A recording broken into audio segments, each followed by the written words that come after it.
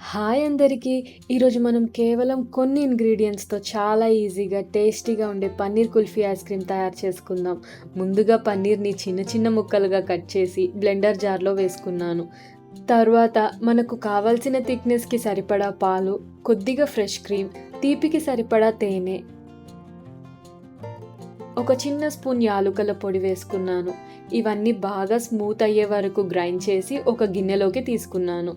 ఇప్పుడు ఇందులో కట్ చేసి పెట్టుకున్న పిస్తా పప్పు, ఇంకా బాదం వేసి ఒక్కసారి కలిపాను. చివరగా కొద్దిగా కుంకుమ పువ్వు కూడా వేసి మూత పెట్టి రాత్రంతా ఫ్రీజర్‌లో ఉంచాను. తరువాత రోజు తీసి చూస్తే చాలా క్రీమీగా, రిచ్‌గా సెట్ అయింది. నా దగ్గర ఐస్ క్రీమ్ స్కూప్ లేకపోవడంతో చిన్న చిన్న ముక్కలుగా కట్ చేసి సర్వ్ చేసుకున్నాను. రుచి మాత్రం నిజంగా చాలా బాగుంది.